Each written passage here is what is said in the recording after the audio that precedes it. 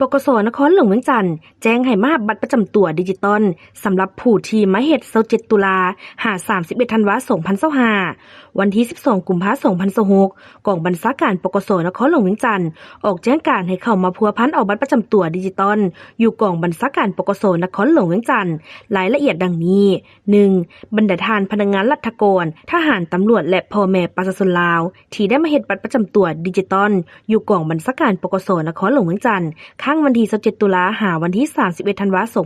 2025ให้มารับเอาบัตรประจำตัวดิจิตอลของตนอยู่กองบัญชาการปกส.นครหลวงเวียงจันทน์ห้องคุ้มครองสัมมโนครัวและก่อสั่งฮักทานในมุ้งราชการ